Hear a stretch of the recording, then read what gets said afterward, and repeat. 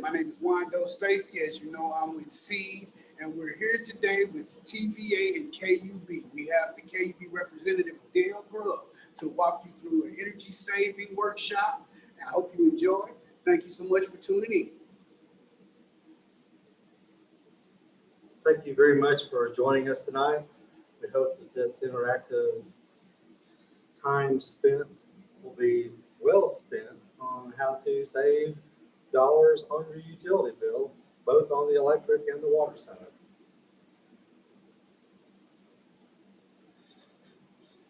What we're going to talk about is energy saving tips, water saving tips, and we're going to continue down that path. The thing that helps you take control of your energy is understanding where your energy goes. If you look at this, $55, if your utility bill was $100, your cost that you'd be spending per month would be $55 on heating and cooling, $20 on water heating, only $8 on lighting, $7 on laundry and dishwashing, $5 for your refrigerator, and then $5 for cooking. So where do you need to focus? We're going to focus on heating and cooling and water heating. And we'll talk about lighting too, but it's of lesser importance. Some of the things you might want to look at, the cost. If you look at a clothes dryer, your average dollars spent over a course of a year is $106. A 42-inch LED TV is going to be $30. A refrigerator, $66. The TV set-top box for your cable is $23.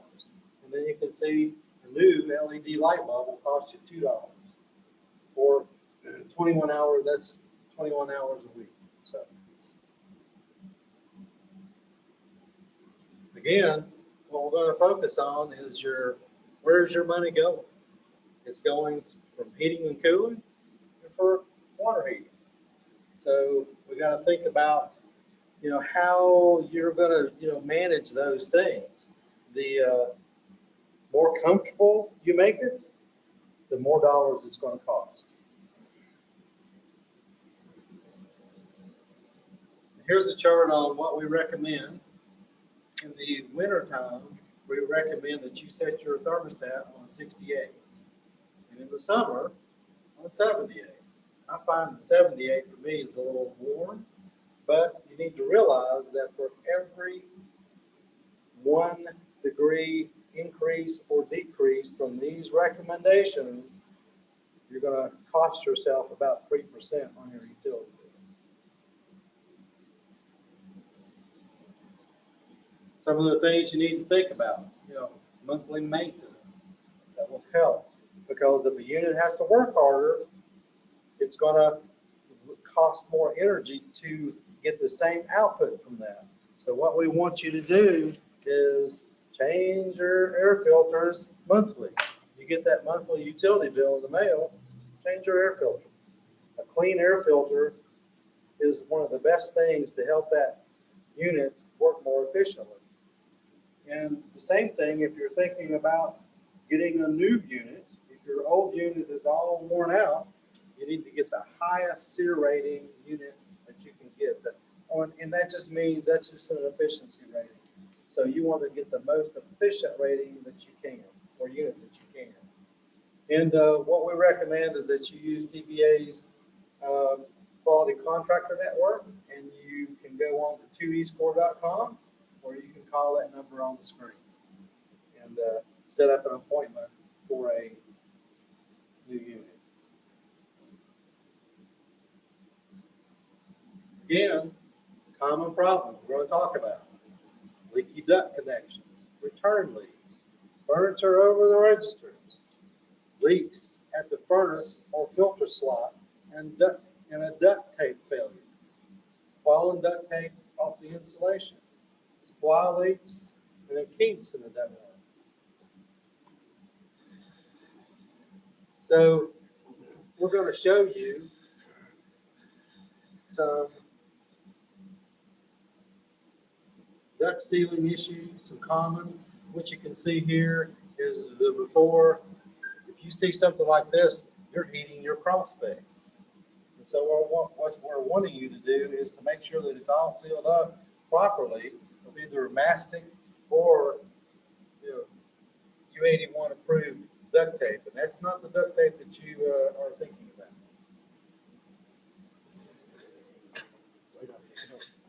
Okay, so I'm Rose. I'm going to be talking a little bit more about your ductwork.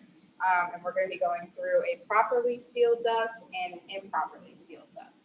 So as you can see here, our sealed one, we have it sealed up with a UL 181 tape, and that is just going to help with any air leaks that you might have around the entrance. You can't just use regular duct tape, even though it may be tempting. You got to get the right kind. And we also have a mastic coating here that you can see.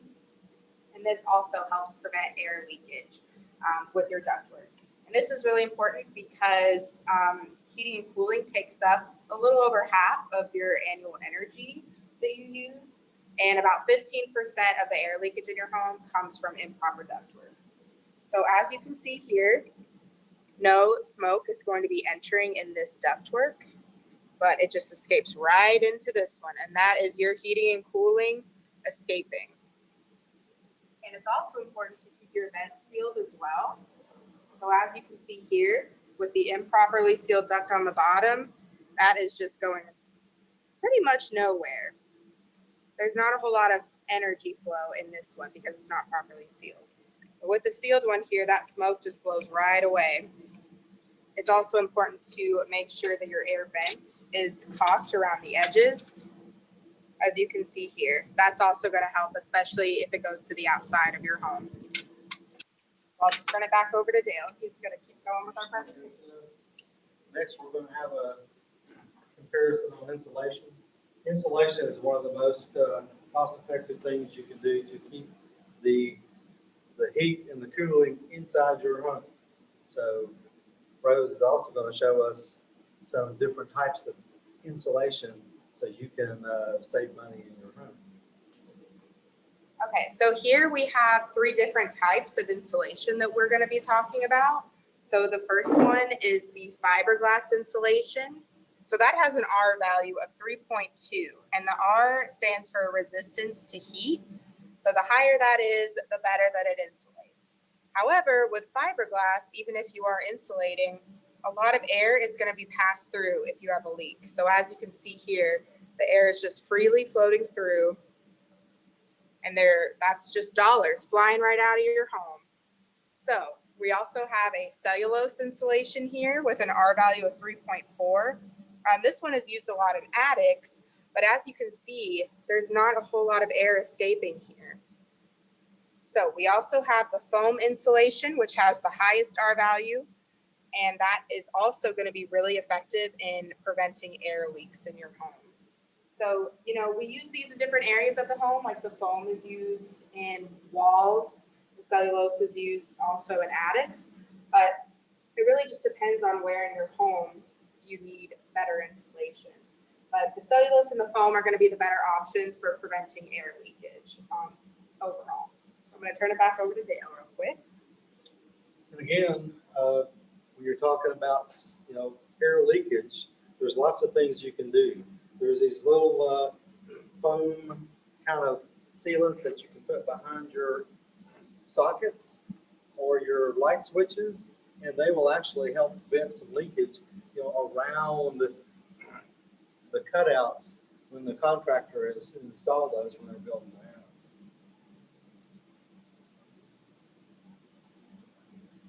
Another problem that you might see with infiltration is in your plumbing. Here you can see where the contractor simply has cut some holes, put the pipes in, and left it. Here's what you can do. You can seal those off and make those so the air can't get in and out. And when you think about that over just stuff like this can add up to be like an 8-inch hole in the side of your wall. So it's pretty significant leakage that can go through that. Again, Rose is going to talk to us about wall section. Yeah, so we have an actual wall section demonstration here. So as you can see here, this electrical outlet does not have one of these gaskets. So the air is just freely flowing, as you can see here. This can also happen with light switches as well. So we have an example here of a gasket that you could use over a light switch to prevent that. This especially happens with electrical outlets or light switches that are connected to the outside of your home as well. So it's really important that you're checking those and making sure that they're properly sealed up. We even have some little covers here that can help even more. And as you can see, the air is not flowing nearly as much through this one. So back to what Dale was saying about the pipes, we also have an example of a multi-purpose foam sealant that you can use anywhere that you can reach, like even around your electrical sockets, around your pipes and around your wires. That it's going to really help keep that air from flowing right out of your home. And again, help save with the energy usage as well as your utility bill, and help also keep your home a little more comfortable.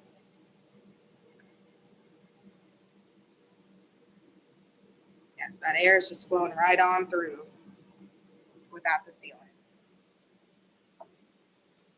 We'll turn it back over to Dale. Thank you, Rose. That's a great demonstration. The other thing you can do that's yourself, that's really simple and easy, is use weather stripping to put around your windows and doors.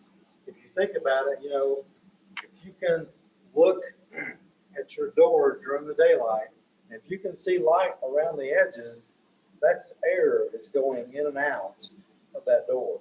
So therefore, you know, with just a real simple little, you know, bit of weather stripping, you can correct that. And it's just real simple, real easy to do. Now, Wanda's going to do us a weather stripping demonstration. How you doing? So this is weather stripping. You can lose up to 20% of your energy, heating and air through unsealed doors and windows. Now, as you see, we have two sets of doors. One, it has the weather stripping. The other one doesn't. As you see, drafts and breezes it can easily flow in or out through the bottom door because it has no sealing. Now, the top door is sealed with just our simple styrofoam gasket that has adhesive on the back and is able to be attached easily by yourself. And that stops a good amount of the airflow coming in and out of the home.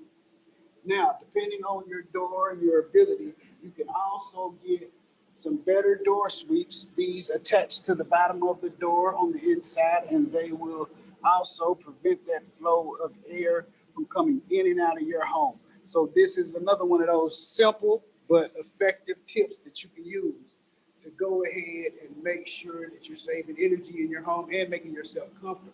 So I'll give it back to Dale. Some other things you can think about when we talked about earlier was water heating. You know, water heating, you know, takes up quite a bit, 20% of your heating bill.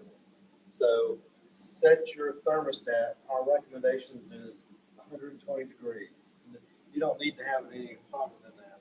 All the appliances are designed to work at that temperature, and anything hotter than that actually can be dangerous to young children. So you want to think about that. But, you know, and with the modern detergents, you can wash in cold water. So I remember back in the old days, my mother always washed my clothes in hot water, and that was the thing that's been prevalent for a long, long time. Modern washing machines, modern detergents, you can use cold water, and you can save quite a bit of money on your utility bill that way. In the summer, if you're living outside the city, you can line dry your clothes and save even more.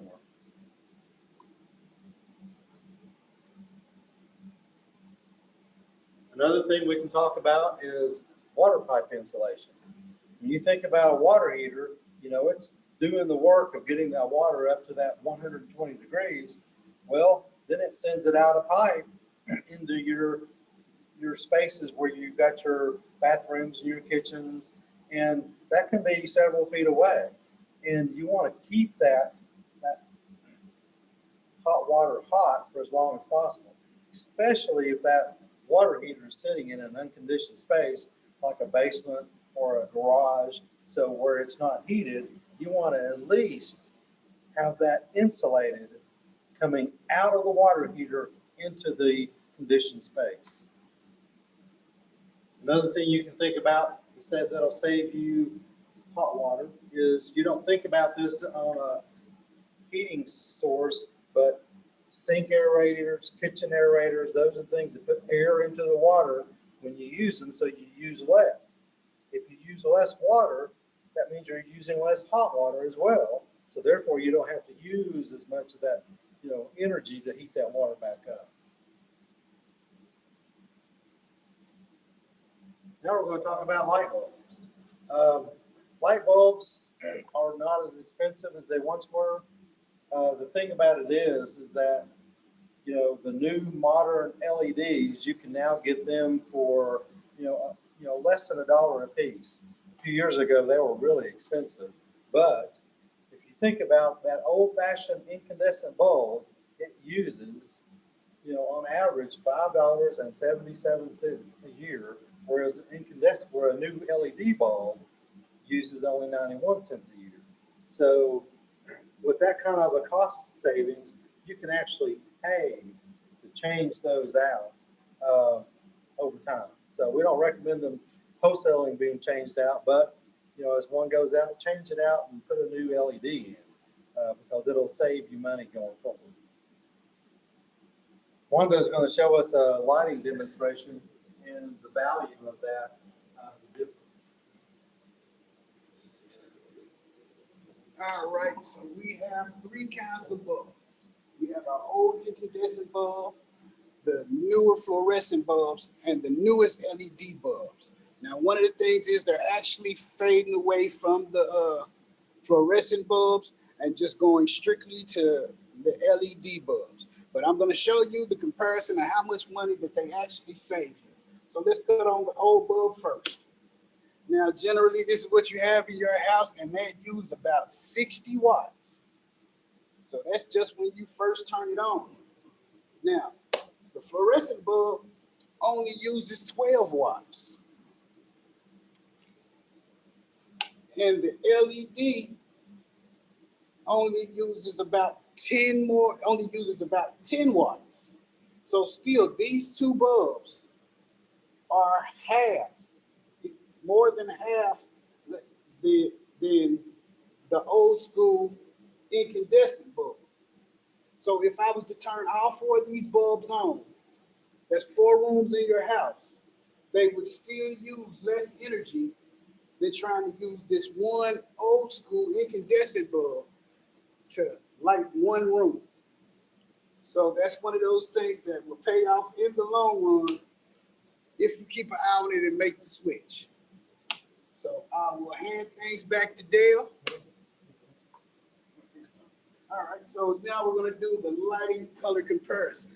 Now, most people don't realize that actually you need different lighting in different parts of your home. Plus, it helps you feel comfortable. So the first is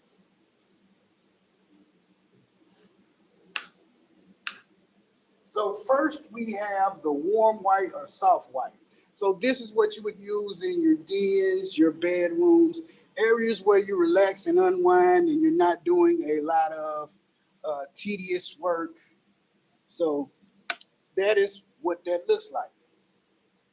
So next we have the cool white, which is good for kitchens and workspaces. So this can help you see small objects, help you see details on things that you're working on. So that's where you can use it, workbenches, garages. So next we have natural daylight. Now this is great for reading and even more detailed work. So you would have this, you can also use this in your kitchens because you're prepping food. You want to be able to be sure that you're seeing what you're preparing properly, so forth and so on. But yeah, so these are the different lights for different spaces. Now, people have different preferences, but this is just a general idea of what lighting you want and what space is in your home. So I hope that makes your home more comfortable and you'll be able to be more productive by having the right light in the right place. I'll pass it back to Dave. Now we'll switch gears a little bit. And the average home today has over 26 electronic devices in it. That has really grown over the years. As you can see, in the 1970s, we typically had a couple of things, and that was it. And over time, our electronic devices have grown to where you can see what we're dealing with today. So these all are plugged in, and they're using energy every single day, every single minute of the day. Again, this is kind of like what we call phantom load, because you don't think about it. You don't think that it's using if you don't have it. If you're not using something, but just the fact that it's plugged up is using energy. If you have a phone charger plugged up, even if it's not connected to the phone, it's using energy. And every one of those devices that are like that are using energy. So what you want to do is try to take as many of those as you can and put them in a strip, energy strip where you can turn the whole thing on, turn it off, and so you're not always unplugging stuff back up, but you can turn them all off and not use energy when you're not there. But if you look at this, really over 43 billion kilowatt hours is lost. This just goes up, it's just consumed for nothing. And that's a ton of energy. If everybody just saved a little bit, each household, can save about $28 a year.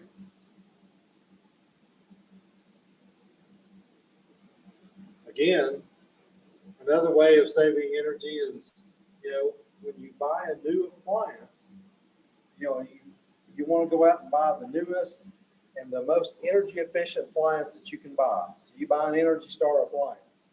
Well, if you're buying a refrigerator, the tendency is take that old refrigerator, put it down in the basement or out in the garage, and go, I'll use that for overflow for drinks or whatever.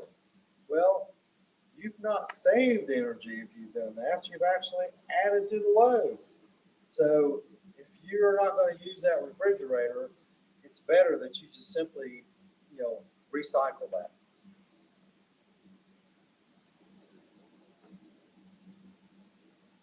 Again, some energy myths. Turning on an electric device uses more energy than just leaving it on. That's not true. You can only use energy if it's on.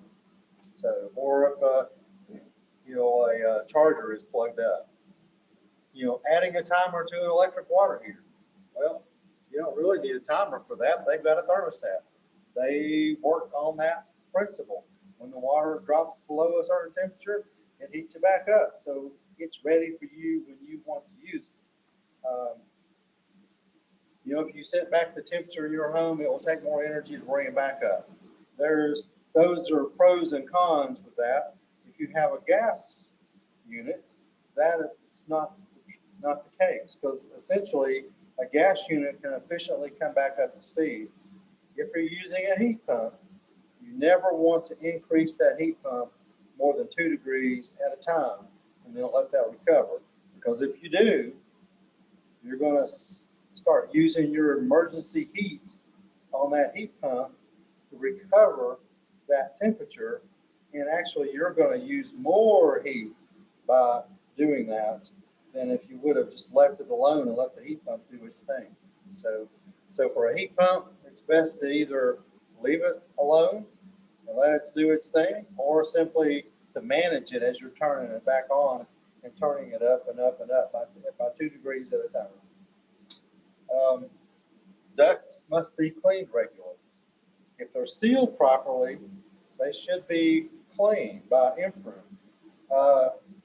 If, however, has been a problem where they haven't been sealed, then you might want to get them cleaned one time, then you can seal them back up and then you should never have to do that again. So, again, duct tape is for sealing ducts. Duct tape is a wonderful product, the stuff that you normally see, but it doesn't hold up to the temperature changes that you see if you wrapped it on a duct. And the moisture changes. It'll just simply come apart, fall apart in very short time. In less than, it would take a month, and you'll start seeing the degradation of that household duct tape. What you want to use is that UL 181 that Rose showed you earlier. Again, if you think about it, the larger the air conditioner, the better. That's not the case either. You want the right size unit for your home.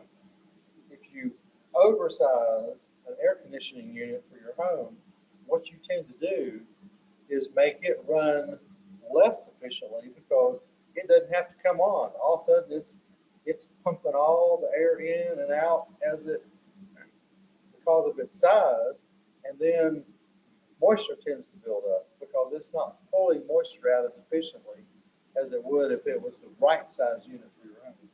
So just never think about just, oh, I've got X size unit, I must have a bigger one, and it's going to make my house cooler and more efficient. That's not the case. Now we're going to switch gears a little bit and talk about, taking control of your water usage. One of the things that you want to remember with water usage is that is how your wastewater is also billed.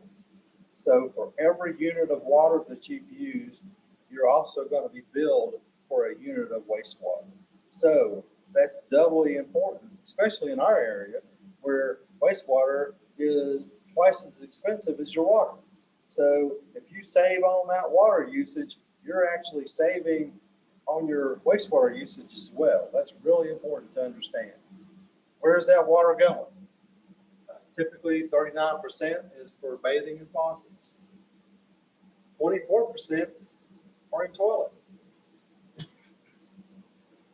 20% is dishwashers or outdoor use or some leaks. And then 17% is to wash clothes. I will tell you that one of the items that we have find the most trouble with is toilet leaks. Toilet leaks are notorious for consuming hundreds of gallons of water because they can be silent and they're unseen. A toilet can be hung up and it's just like taking a hose, turning it on and walking away. You can use hundreds of gallons a minute just by simply doing that. And that's what happens with the toilet leak. Wanda's going to show a demonstration of some ways you can save money just by repairing your toilet.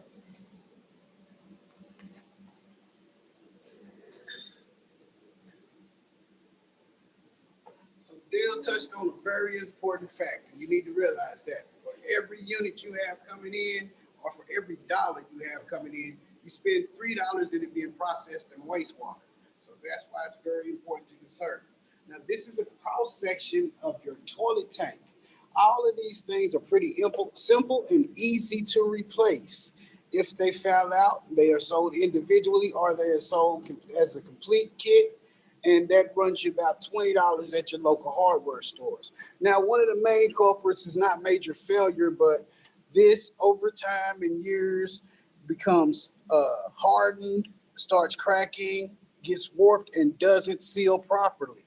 So that allows the water to run down through the toilet. That's one of the first places that I would check.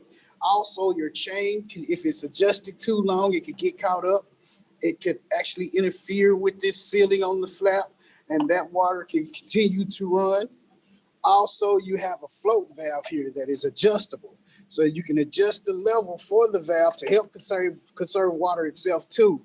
But if this valve gets hung up, that leaves the water open to continue to flow in the tank, and it'll just go out through the overflow. So you'll never know because the toilet will never leak on the floor. So you'll never see puddles of water. You just might hear that ooh sound in the middle of the night. Well, that's money. So that's why it's important for the upkeep and the maintenance of your toilets and any other simple leaks in your home. All right, now give it back to Dale.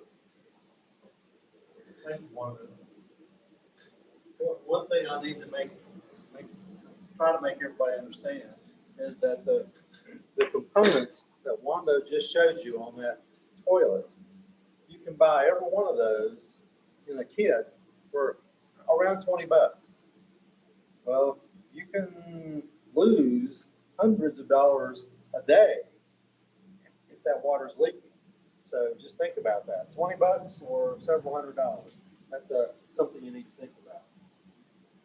Understanding your water usage. Water for KUB is billed in hundreds of cubic feet. If you see on your utility bill 1 unit, that's 100 cubic foot. That equals 748 gallons. So you think about that. A typical person uses 2 to 3 cubic feet a month. And so every time you add an individual to that home or that premise, you're going to add 2 or 3, 100 cubic feet per month. One of the ways that you can look for leaks in your home is if you have galvanized pipes, you can check and see this little rust area on the pipe. That's an indication that water's leaking. On a copper pipe, you can look for a drip. You can see that there's a little bit of discoloration around that joint fitting. That's typically where you see it in a copper pipe. Older copper pipes, what we're seeing now is that they're starting to get pinholes, and they can be leaking underneath your house, just weeping because they've got a multitude of pinholes, thousands of little pinholes in this pipe. Most new construction nowadays is done. The plumbing is all PVC, and over time we'll see how that holds up. But galvanized was the product of choice in the turn of the century to the mid-century. Then copper took over. It was easy to work with, but there's problems with both. So you think about that. When you replace this, I would think about PVC, and it's easy to fix. We talked a little bit about the identifying water leaks.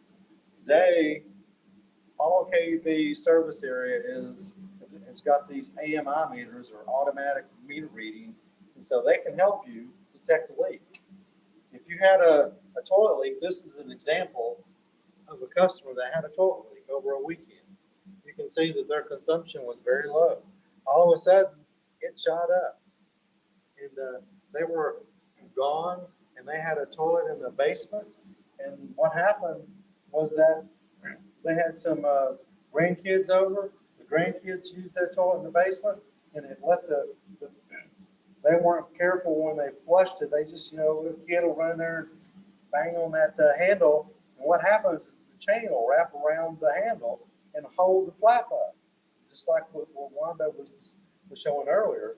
And if that happens, that's just like taking a hose and sticking it down that tube and pouring water out the drain. And that's what you're seeing right there. That's evidence of that. Today, we will call you if this shows up on the utility bill. Because we know as soon as this happens. And so we have a report that kicks off an automated call to the consumer if there's 48 hours of continuous consumption. So that's going to help prevent this in the future, or help notify customers so they can go find and fix their problem a little bit quicker. This, we called this customer, they came back, they found their problem, they fixed it, but still, just in those 3 days, it cost them $137.20. So that's pretty expensive.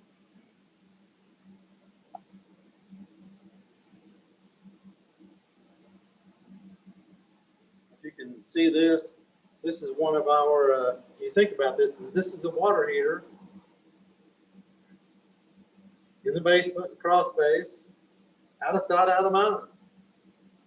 It's leaking. You kind of see Here's what their, the normal consumption. They went away. They came back and it blew up. And that's what, that's what you see. So you can actually see this today on the portal. If you have a KUB account, you can sign up on the website. You can view all your utility bills, all your consumption, and you can actually see your consumption. And this is a tool that you can use to make sure that you don't see something abnormal and find out what's happening a whole lot quicker than we have in the past.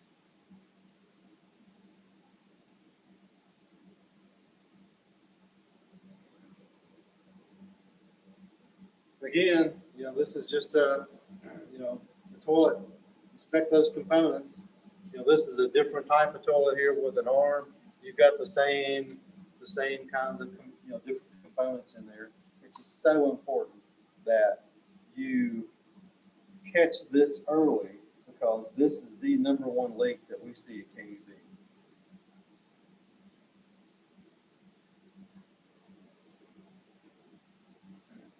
All right, to wrap up, if you need, an upgrade, if you want to, have your house inspected, you can have someone come out and they'll do a thorough inspection and they'll score your house and that will tell you basically where you kind of need to go. And so right now TVA is offering this for free. And so I think that's something that we ought to take advantage of. You can have a certified TVA inspector come out, look through your home, very thorough. You have to be there. You have to make an appointment, and it's it's a good full hour inspection where they go from top to bottom, and they're going to go through every single item that can cost energy or save you energy on your home and show you how to better that, and then you can start taking advantage of some of these things as you can afford to do that. But again, you can either go online or call Energy Rock and take advantage of that. That's really all we have. We thank you for your time, and we appreciate that you're here with our partners SEEED and our TVA partners. We need to thank them for the displays, and we appreciate the partnership. Yeah, so I am just going to give a second for everyone to put any questions in the chat if they have any. But I was wondering if Dale could actually briefly touch on some of the programs that KUB is doing right now for COVID relief and help with the utility bills, if you just wanted to give a little pitch on that. Sure. Currently, as you know, with the COVID problems that we've had with that's really caused devastating job loss, income loss, and therefore people are struggling to pay utility bills.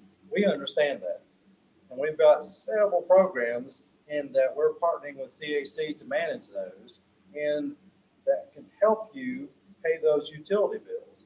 There's a CARES fund that was $600,000.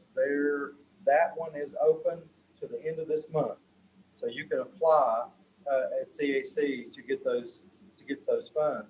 And all you need to do for that is have a COVID-related loss of income. Nothing else. There's no income guidelines. There's no questions asked other than that. Did you have a COVID-related loss, and you're eligible for that fund? We also had LIHEAP, which is the Low Income Energy Assistance Program from the federal government. That is being administered by CAC as well. That fund is well stocked, and you just need to apply. There is an income guideline for that one. And then we have Project Help. That program is for customers that have a catastrophic loss or a medical issue, but in this time of COVID, we've opened that up to allow that to help customers that are having catastrophic losses due to COVID. We are going to help you with Project Help as well. So there's lots of money in the community TVA is giving us the leeway to have, has given us also another fund that we're going to be taking advantage of starting around January. So that is going to be some funds that are, again, is going to be administered through CAC. You have to apply. So don't wait till you're turned off for non-payment to apply. Just call 637-6700. That's the starting point, and we'll see where you can go, because there's lots of funds available, and we're trying to help everybody that calls that has a need. Thank you so much for touching on that. Let's see, we had a question in the chat. I think Wando can actually answer this. It's the third type of lighting. I believe she's talking about the different kind of lightings for your home, what the third type was. Oh, yeah, hold on. Let me read it. Before you cut it out. Go ahead. Say it. Say what it Yeah, is. so that's natural daylight. Yeah, so our third kind is natural daylight. That's great for reading and detail work. So both of these, the bright white and the natural daylight, you can use in work areas, work benches, garages, anywhere where you're doing detail work, sewing rooms. But for the best outcome when working with small things, items, maybe you do watchmaking, maybe you do miniature models, you would want to use this natural daylight, or reading, cliff notes. As we get older, our eyes get worse. As cute as I am, I still have to wear reading glasses too. So it is what it is. So at certain times I need this natural daylight to read certain things, or else I have to squinty face. So I'm gonna cut it on just to show you it's gonna be a tad bit bright, but that's why that works for detail work as compared to the soft white that you would have in your den. So I hope that clears up any questions. If you still have some more questions, just put them in the chat box and I'll respond to it. Thank you so much.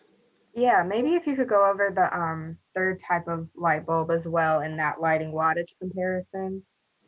Okay.